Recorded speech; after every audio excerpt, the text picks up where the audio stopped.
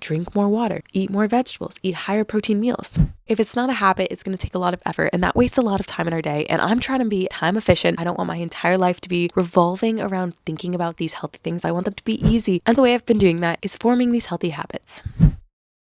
Building healthy habits comes in 2 stages. Stage 1 is planning and organization, and stage 2 is execution. Let's start with stage 1, planning and organization. So here we are in the planning and organization stage. This should be the shortest stage. This should be a succinct, a focused 1, maybe 2 hours of planning, creating the list, creating the calendar, time blocking it all out. Once you've got it down on paper, we're no longer obsessing. We're moving into stage 2, no longer obsessing about the plan, just taking it into action. Which is why stage 2 is all about action. And in this stage, we're no longer questioning what should you be doing, what order you should be doing things, when you should be doing things. You're only focused on executing exactly what you've planned, which is why you can spend that really focused hour, 2 hours at the beginning of the week to plan out the rest of your week. But once you've entered the action stage, stop reiterating and changing the plan if you can.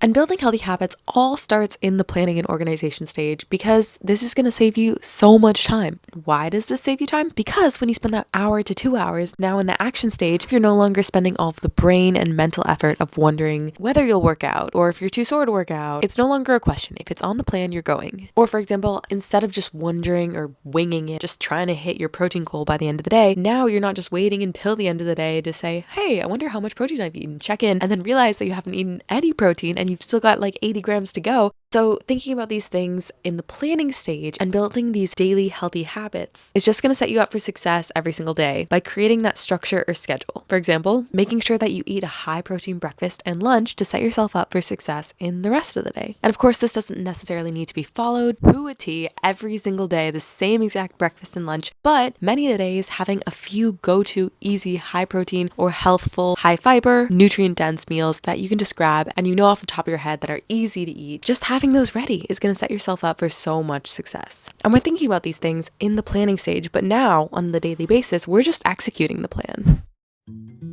So yes, the organization and the pre-planning is an important part of setting yourself up for success. But if you're anything like me and you really enjoy the organization and planning portion, and you can almost get lost in the notes app, in the spreadsheet, in the thinking about and planning, then you might need to just push yourself into the deep end and just jump into the action stage without spending so much time in the organization. And it can almost be a little flag that this might be you if you realize on a daily basis and you think about how much time you spend checking your to-do list, looking over your notes app, maybe looking at your to-do list and seeing a 1,000 things on there that never, ever seem to get done.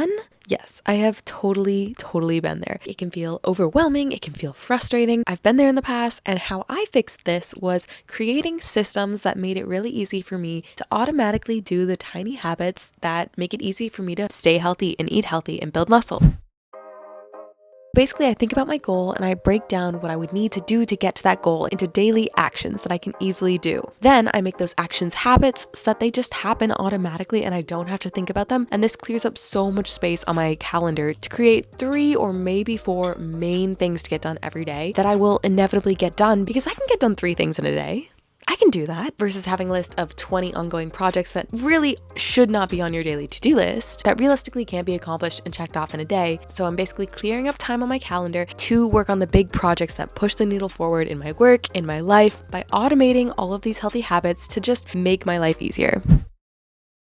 So, for example, I pre-plan my workouts. I also do this with clients too as a personal trainer at the beginning of the week, so they know what workouts they're doing, I know what workouts I'm doing, and I know the exact days that I'm actually doing those workouts. I go to the gym at the same time pretty much every single day. In the past, this has been in the morning for me. At the moment, it looks like a midday session right after I've had lunch. So instead of wondering when I'll go to the workout, I know what day I'm doing my workout. I know right after I have my pre-workout meal, I'm going straight to the gym and I'm training. There's no questions asked because I've created a routine and now it's a habit that I have. Another habit that I've systemized is drinking enough water. And what this looks like is in the morning, as soon as I get up out of my bed and go to the kitchen to eat breakfast, I bring my 1 liter water bottle jug with me and I fill it up. So I'm basically pairing the habit of filling my water bottle with me eating breakfast, which I was gonna do anyway. In the past, I would just hope I sip on enough water throughout the day, but now I've made it really easy to drink enough water during the day because I'm filling that jug during breakfast and during lunch. So it's just sitting right there. It's got a straw, so it's super sippable. And now I'm starting my day hydrating. So this is gonna guarantee that I sip on my water throughout my day. And at the end, I end up with at least 2 liters of water. And there we go. Habit done.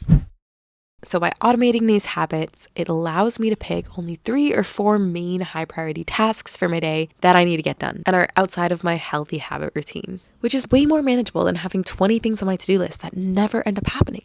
And if I have like a list of 20 big projects that I need to get done, I try to plan these big tasks out in advance. So I spread all of these 20 tasks onto separate days, and I try to break down my day into accomplishing maybe 3 or 4 big tasks. This makes it so much more manageable, and I love to do this because there's no worse feeling than having to do something and it just never being off your list.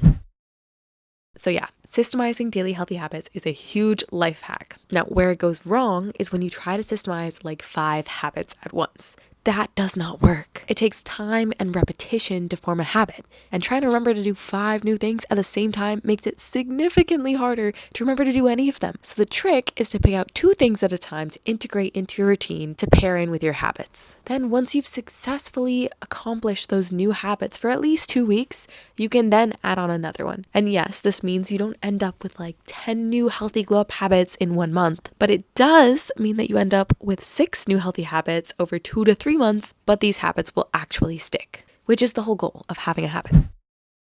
Speaking of healthy habits, one of the ones that I've been trying to form recently is eating more vegetables. And it's funny because I'm 25 years old and I'm still practicing eating vegetables. And I did not used to be like this. I used to have a salad daily, but I've fallen off the train after traveling, and now I'm just trying to learn how to enjoy and eat vegetables consistently throughout my day. So I'm going to show you a few things that I've been doing recently that have been working really well. To start, I've been getting more pre-chopped and prepped easy, snackable vegetables like baby carrots, sugar snap peas, and cherry tomatoes. I can literally just grab them from the fridge and throw them on the side of my lunch or on the side of my dinner to add in some fiber and micronutrients, and they're just so easy. And if you know me, I'm so lazy when I'm cooking, so it's gotta be easier. It's not happening. Another thing I've been doing is trying to fall in love with salads again. For a long period of time, I was literally just getting a plain salad from the store and adding some hummus to the side. This was also kind of random. I would get like 1 to 3 salads a week and eat them at some point over 7 days. So if you math that out, that's not a lot of vegetables every day. And so recently, I've been eating salads more frequently. And the reason I've been able to do this is because I've been making them less boring. So now I'm adding in chopped clementines, chopped up apples, adding cherry tomatoes to the side. Instead of just getting a store-bought salad, the same exact one that I've eaten for months, I'm getting pre-chopped kale. I'm adding seeds on the side. I'm adding fruit on the side.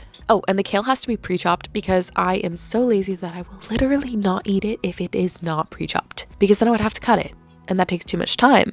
And I'm lazy. So yeah, experimenting with different greens as the base, or trying a new salad dressing, just shaking it up in order to make it more fun and interesting, because let's be real, no one likes boring salad, like a Caesar salad, boring. And I'm making an effort as we speak to learn how to cook more delicious yet simple vegetables for Lazy Girl Kitchen, and I'll keep you updated with those recipes. But so far, I've really been enjoying these new ways of eating more vegetables. Yeah, I think the trick is just to make them really easy to eat.